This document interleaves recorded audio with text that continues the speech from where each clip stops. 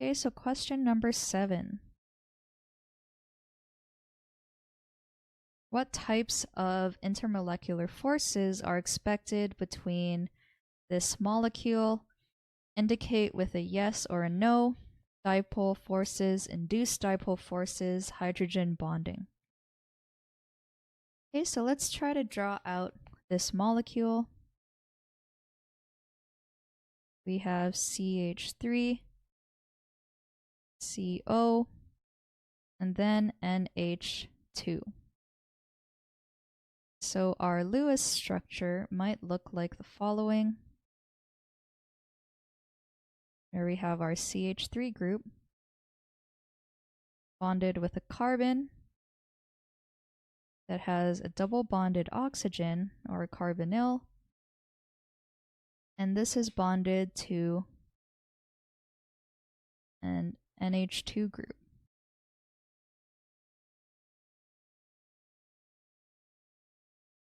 Okay, so this is what our structure might look like.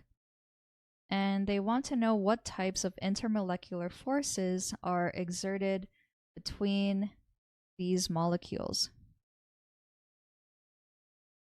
So first, every molecule contains, well, every covalent bonded molecule will always have London dispersion forces.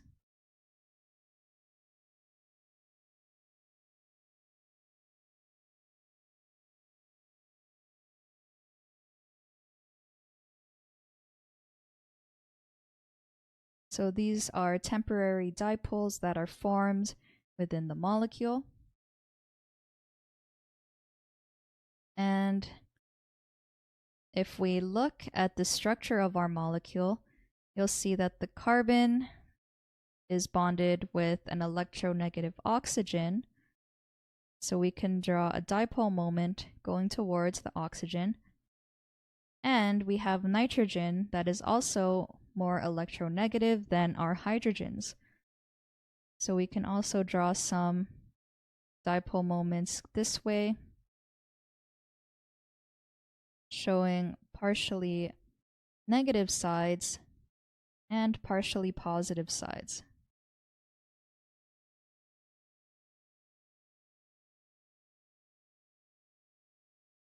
So because of these partially negative and partially positive sides, we could have dipole-dipole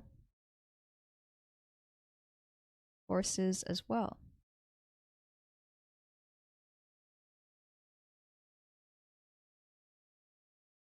And a more specific dipole-dipole interaction is something called hydrogen bonding.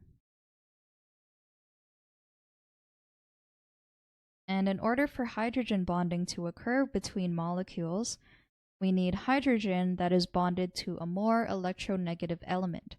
So in this case, it is the nitrogen, and this is a specific type of dipole-dipole interaction where these partially positive hydrogens will be attracted to a partially negative force that is found on a separate molecule. So for example, let's say I drew out this molecule again, where we have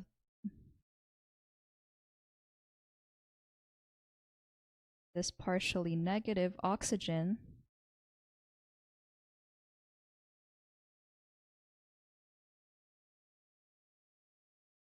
And so this partially negative side of a separate molecule will be attracted to a partially positive hydrogen on another molecule.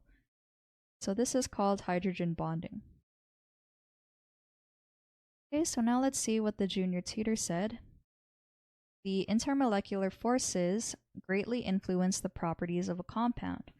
Different types of intermolecular forces are ionic bonding, which is the strongest and is only applicable for ionic compounds, so we don't have any metals in this compound. So we know that there are no ionic bonding involved. You can also have H bonding or hydrogen bonding, which can be observed in molecules having OH, NH, or HF bonds. Dipole-dipole interactions, which is observed in polar molecules, and van der Waals force, which is the weakest and is only observed in nonpolar molecules. Okay, so they drew out their structure and showed that this molecule has 2 NH bonds, hence it has hydrogen bonding. In addition to that, it also has dipole-dipole interaction because the oxygen atom is highly electronegative than the carbon and nitrogen, so it causes an induction effect. In summary, the expected intermolecular forces between these molecules are hydrogen bonding and dipole-dipole interactions. Yep, so this solution is correct. And I'll also just note that the molecule will also exhibit the London dispersion forces,